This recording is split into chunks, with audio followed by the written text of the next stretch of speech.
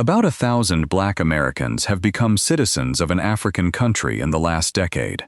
1,000, not 1,000 a year, 1,000 total, and almost all of them came from one country on this list. Meanwhile, your feed says 10 African countries are handing Black American citizenship right now. Free, fast, no strings. So here are those 10 African countries, ranked by the only thing that actually matters: the paper test. What's the document you walk away with? Who does the fine print quietly cut out? And how many Black Americans are holding one right now? Because those 10 headlines are handing out 4 different pieces of paper. Sometimes it's a nationality, sometimes it's a residence permit with a friendlier name on it, sometimes it's a card, sometimes it's a certificate that quietly expires if you don't get on a plane. Some of these doors are real. One of them is the widest offer any country has ever made to the descendants of the people it lost. And the country at number 1 paused its own citizenship program this year, in the middle of the application week, then dropped the DNA test. Hit subscribe if you'd rather have the paperwork checked before you pack. Let's start at number 10. Number 10, Tanzania. Picture yourself at a counter in Stone Town, Zanzibar. Your passport, your ancestry results, and a printout of the video that said, "This country wants you back." And the clerk asks you for the one thing you don't have. Tanzania spent 2025 building something real for its diaspora. It wasn't a slogan either. They drafted a special status, a 10-year card, and a change to the Land Act that the law firm Bowman says would let diaspora members own land there for the first time. The card even has a name. The Citizen, Tanzania's daily paper, reported it as the Diaspora Tanzanite card. It runs 10 years, it renews, and it goes to non-citizen diaspora granted special status. Then the same reporting prints the definition. A diaspora is a person born in Tanzania holding a Tanzanian birth certificate who emigrated and renounced Tanzanian citizenship to take another one. Read that again. The key to this door is a Tanzanian birth certificate. Tanzania didn't build a door for the diaspora. It built one for its own alumni. Show up without that certificate, and it'll take your file, smile, and ask which district your mother was registered in. Black Americans don't have one, and that isn't a slight. This card was built for Tanzanian engineers in Houston and Tanzanian nurses in Manchester who gave up their passports and want land at home. It was never built for us. There's one side entrance. The Commissioner General can grant special status to somebody with a rare, unique, or noble profession, talent, or skill of significance to the country. So how do you get in? Be famous or be useful. So that's why Tanzania opens this list. It isn't a nationality. The fine print cuts us out by definition, and nobody's counting Black Americans who hold one, because the definition never reaches us. 3 strikes on the paper test. 1 sentence. And the next one has been saying, "Come home" for longer than any country on this list.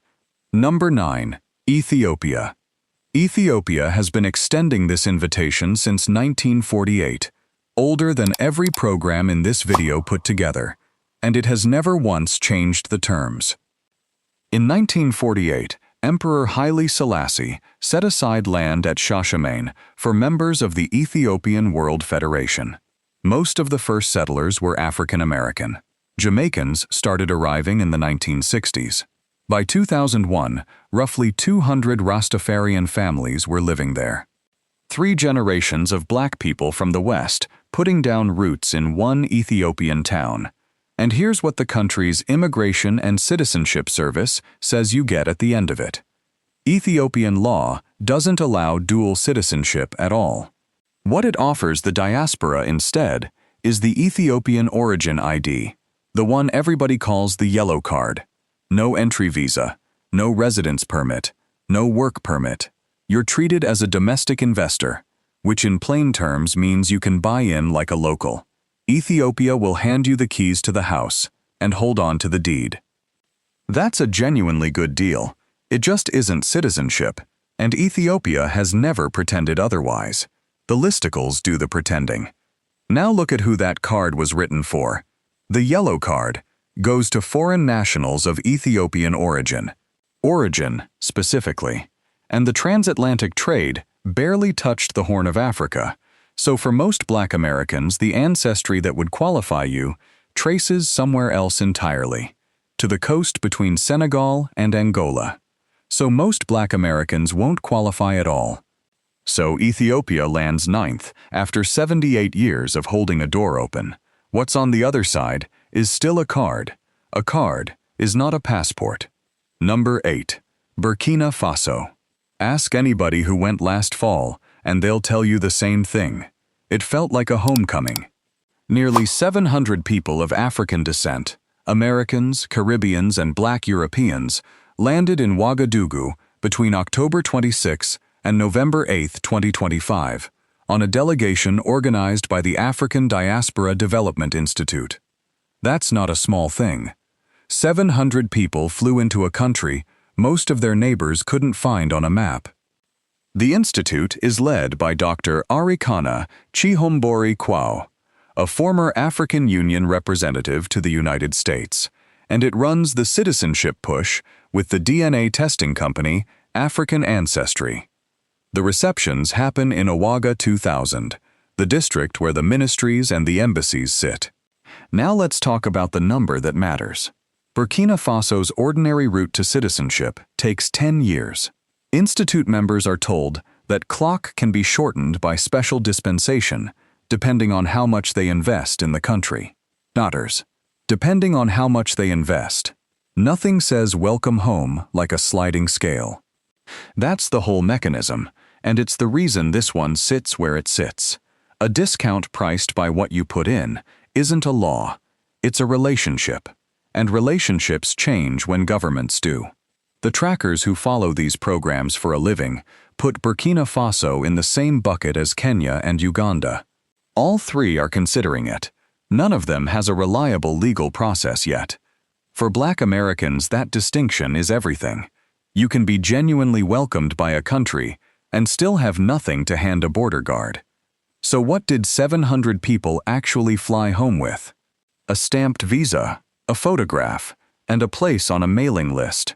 Burkina Faso ends up 8th because the welcome is the realest thing it has.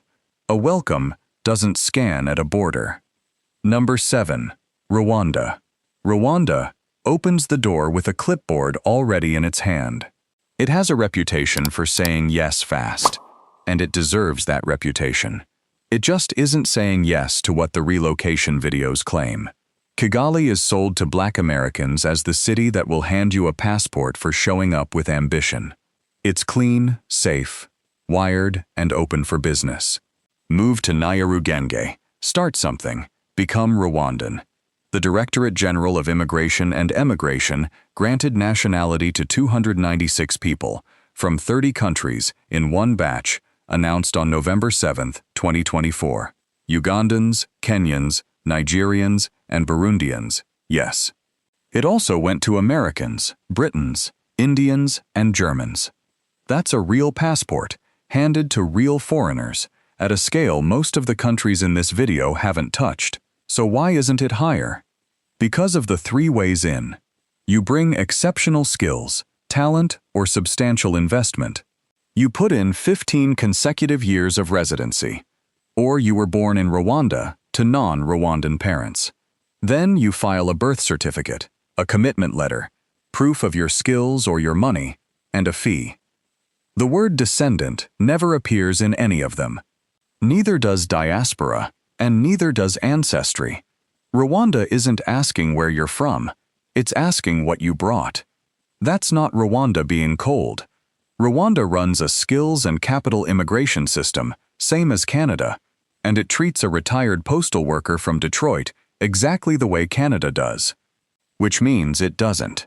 7th place, and the document at the end is the real thing. The fine print just grades your resume instead of your bloodline. For most Black Americans, that's a 15-year clock. No shortcut anywhere on it. Number 6. Cape Verde. Cape Verde should be the simplest country on this entire list for Black Americans. So why do almost none of us ever file? Start with the law, because it's the loosest ancestry rule anybody on this list wrote down. Cape Verde's consular service gives nationality of origin to a person born abroad with a Cape Verdean grandparent, and it now reaches people whose great-grandparent or even great-great-grandparent was a citizen. Great-great-grandparent. That's 4 generations back, which is further than most family reunions can reach. And there's no investment, no interview, and no 10-year clock. And the community is already here. The 2020 census counted 70,040 Cape Verdean Americans in Massachusetts, the largest Cape Verdean population anywhere outside the islands themselves. Brockton alone has 19,225, about 19% of the city. New Bedford has 9,613, about 10%. GBH calls Brockton Cape Verde's 11th island, and Brockton wouldn't argue with that. Now let's be honest about the catch, because it's the whole ballgame. To claim it, you have to produce the birth certificate of a parent and of a grandparent, both Cape Verdean by birth. That's a filing cabinet door, not an ancestry door. If your family came over on the whaling ships to New Bedford in 1890, and somebody kept the papers, you can probably walk through it this year. If your family came through the Middle Passage, the document that would prove it was never written, because the people writing things down that century were recording cargo. So Cape Verde comes in 6th, with the cleanest law on this list, the hardest filing cabinet, and a real passport at the end of it. Almost nobody in this audience can reach the handle. That's 5 names left, and the paper test gets a lot friendlier from here. If this is the version of this topic you've been looking for, tap like, subscribe, and turn the bell on. That's how the next one reaches you.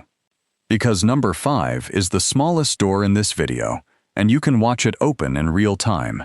Number 5. Guinea-Bissau. Imagine refreshing a government page to see whether a cabinet meeting 6,000 miles away has gotten to your last name yet. That's the actual process. Guinea-Bissau launched its Decade of Return with the Secretary of Tourism on February 23, 2021. And it does this one approval at a time, through the Council of Ministers. On January 16, 2025, the Council approved citizenship for 9 Afro-descendants. Every one of them was of Balanta descent, and every one of them belonged to the same US-based genealogy society. On February 6, it approved 10 more, Balanta, Fula, and Jola. On February 13th, it approved 1 more, 20 people, 3 cabinet sittings, 1 month. That's not a program. That's a guest list. That's a tiny number attached to a route that checks harder than any other on this list, because it requires proven ancestral ties to named peoples. That means Balanta, Fula, Jola, Baga, or Mandinka. Not African descent in general, but a specific nation inside a country.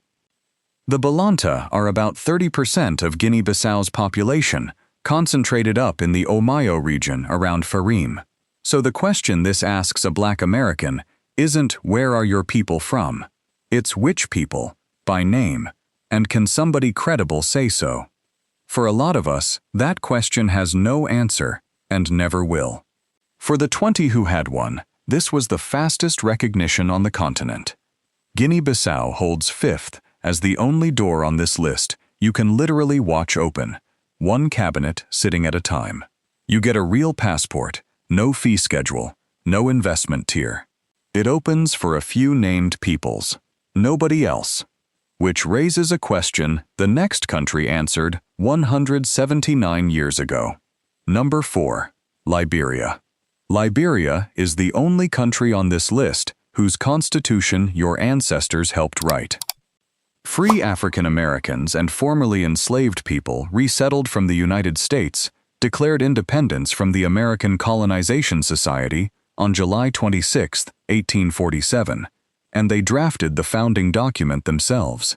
Their descendants still live in Sincor, on the same stretch of Monrovia coast where the ships came in. They wrote a clause into it that no other country on earth has.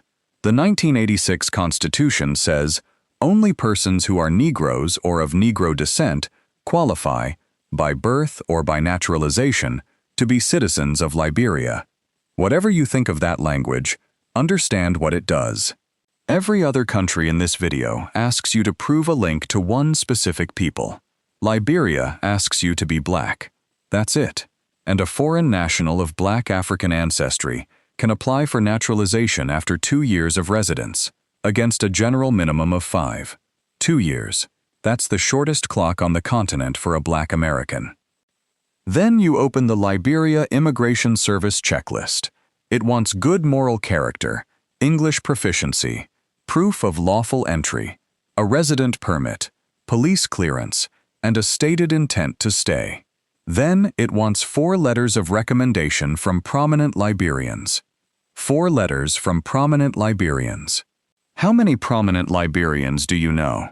There's a country on this earth whose founding paperwork was written specifically so that people who look like you could never be locked out of it.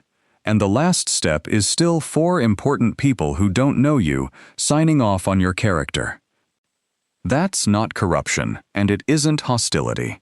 It's a rule, written in 1847, running through an office built in 1970, and nobody ever updated the form. Liberia also banned dual citizenship in 1973, and only recently started letting people reclaim what they gave up. So Liberia takes 4th. The document is real, and everything between that constitution and the counter is the problem. The clock is short. The hallway isn't. Number 3. Sierra Leone. Liberia gives you the shortest clock. Sierra Leone, 1 border over, doesn't make you run one at all. It went first. Sierra Leone was the first African country to formally grant citizenship to people who could prove ancestral ties through DNA, and it built the process around a lineage test rather than a residency address. Qualify, and citizenship lands in about 60 days. They've been doing it in batches you can count. It swore in 22 African Americans on January 5, 2021.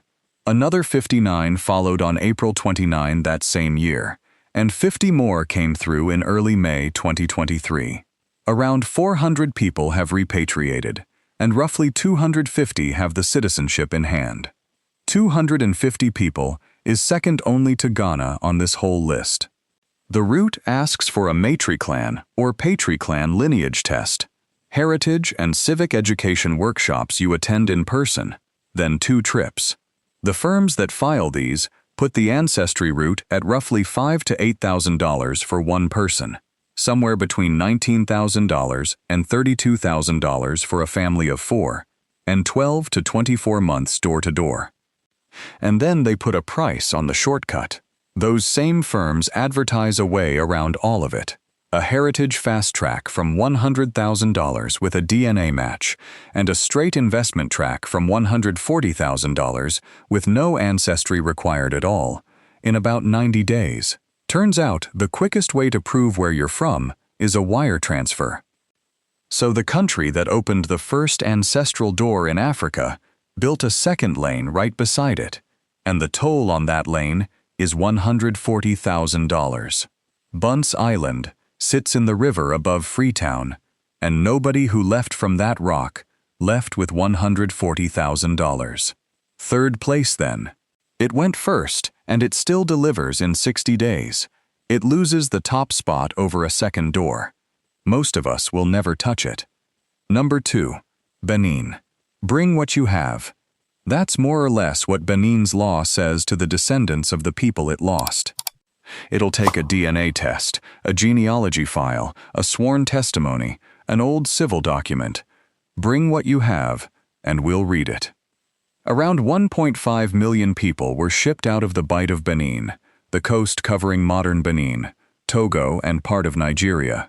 Ouidah is where the road ends at the water, and Benin's parliament passed a law in September 2024 recognizing the nationality of the people who went down it. The president signed the decree that made it operational on November 20th, 2024. Then Benin did something almost no African government does. It built the website.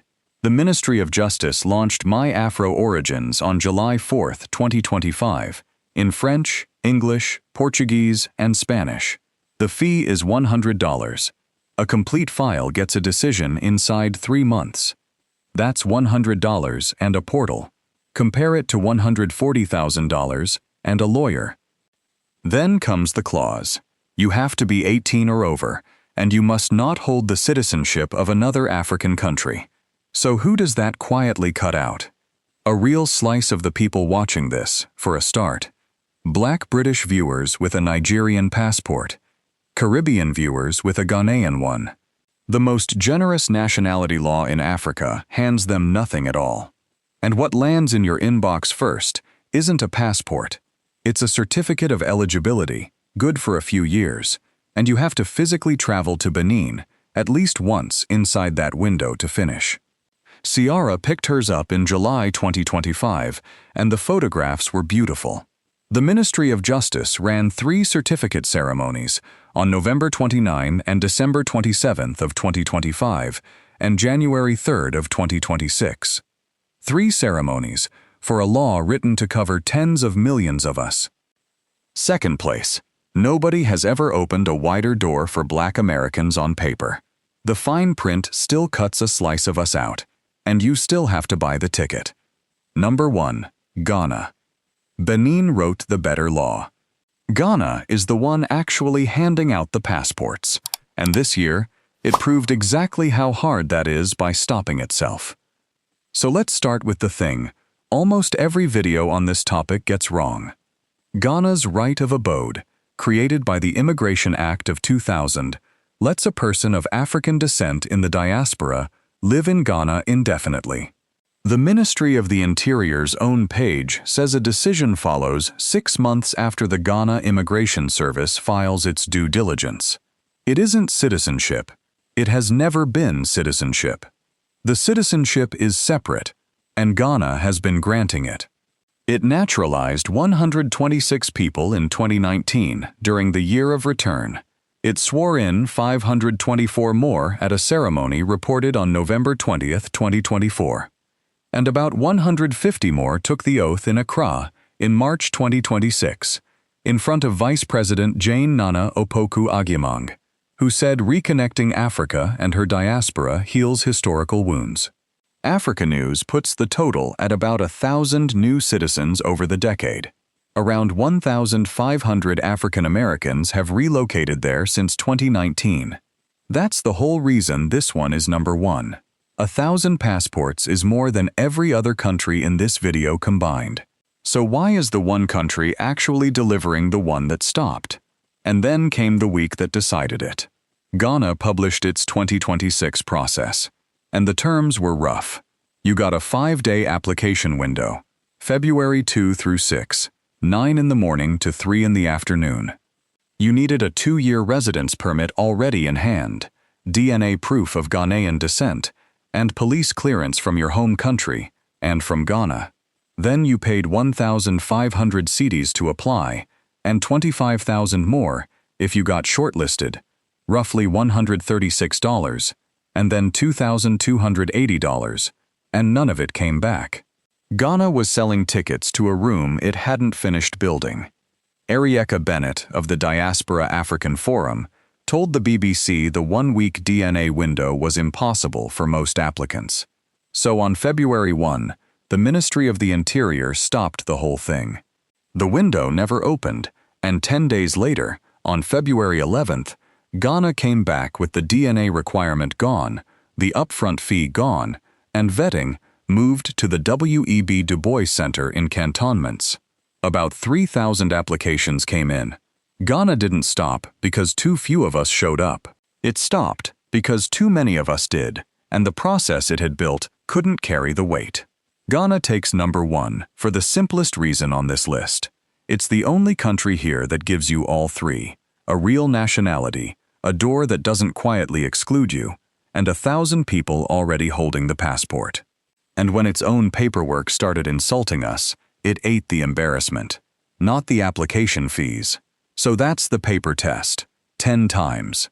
A promise isn't a document. All 10 of these African countries meant the welcome. 9 of them still hand Black Americans something other than citizenship and call it the same thing. Exactly 1 is turning that welcome into passports. And to everybody already typing that we built America and shouldn't be shopping for exits, you're right. I'm not arguing with you. Knowing which of these doors is real isn't the same as walking through one. Plenty of us just want the option in a drawer. So argue with me. Which country did I rank too high? And which one are you actually filing with this year? And if you've already been sworn in somewhere on this list, say where and how long it took. Your comment is worth more than my reading. Tap like if this saved you a month of searching, and subscribe if you want the next country put through the same test. Until next time, read the paper, count the people who already have one, and never book a flight on a headline,